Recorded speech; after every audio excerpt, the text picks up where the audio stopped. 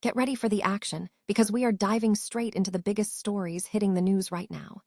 We start with the political landscape as Young Won-oh, candidate for Seoul mayor of the Democratic Party of Korea, lays out his vision.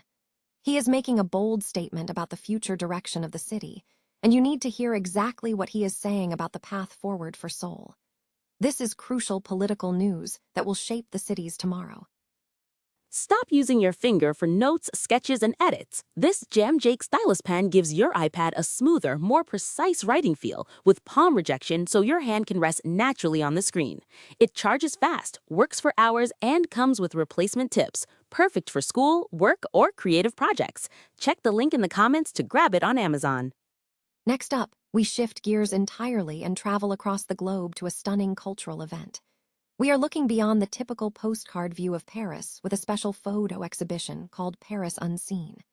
This incredible show, hosted by the Sungkok Art Museum in Seoul, features 51 artists from France and other nations capturing the true, unseen face of the city. Discover the hidden beauty of Paris through the eyes of these incredible creators. Now, let's talk about the harsh realities facing small businesses right here at home. We examine the shocking statistics showing that 2 in 3 businesses fail, and we look at the struggles of owner A, who is fighting to keep his aged sashimi restaurant afloat. We'll explore why revenue doesn't equal profit, and what revolutionary diagnostic tools are finally helping owners find the answers they desperately need. And finally, we bring the focus home to honor our history. Prime Minister Kim Min-seok has performed a deeply moving ceremony at the National Cemetery in Seoul to enshrine the remains of centenarian independence activist Lee Ha-jun. Learn about the significance of this repatriation and what the Prime Minister said about honoring the passionate patriotic spirit of those who fought for Korea's independence. Stay with us for the rest of the broadcast. Young Won-oh, a candidate for the Seoul mayor position within the Democratic Party of Korea, issued a statement emphasizing the need to address global issues. The remarks, reported by Meal Business newspaper, signal a focus on international concerns as part of his campaign platform for the mayoral race. Paris, the iconic city of romance, draws over 100 million tourists annually, drawn by landmarks like the glittering Eiffel Tower, the romantic Montmartre Hill, and historical sites such as Notre Dame Cathedral and the Louvre Museum. However, a new photo exhibition is offering a different lens, aiming to reveal the less glamorous true face of the city. The Paris Unseen photo exhibition, hosted by the Sungkok Art Museum in Jongno-gu, Seoul, is part of a celebration marking the 140th anniversary of Korea-France diplomatic relations.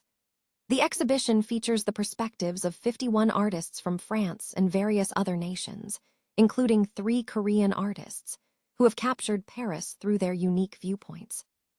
The show was expertly co-curated by Elaine Sayag, the former head of the photography department at the Centre Pompidou, adding significant depth to the exploration of this globally recognized metropolis. 2 in 3 fail. How diagnostic tools are saving businesses. The high failure rate among new businesses in South Korea presents a stark reality for entrepreneurs. National data from 2024 indicates that 35.6% of new businesses close within 1 year, escalating to 63.8% within 5 years. This trend is amplified by significant financial pressures, with many small business owners earning less than the government-mandated minimum wage despite long working hours. Owner A, who operates an aged sashimi restaurant in northern Seoul, exemplified this struggle. Despite generating 70 million won in monthly revenue, the sharp rise in kitchen staff wages left no profit. Furthermore, the restaurant's location near a subway station and Mount Bukhan attracted mostly older customers, with younger patrons quickly leaving, creating a cycle of revenue without profit and foot traffic without repeat visits. This situation is symptomatic of a larger issue identified by the Korea Federation of SMEs. Most failing businesses lack the ability to objectively diagnose why customers weren't returning or why profits were elusive. Founders often operate solely on passion, failing to use objective tools to reflect on their business health. Fortunately, Owner A found a path forward through specialized consultation. He engaged a small business startup specialist to implement a three-pronged diagnostic strategy.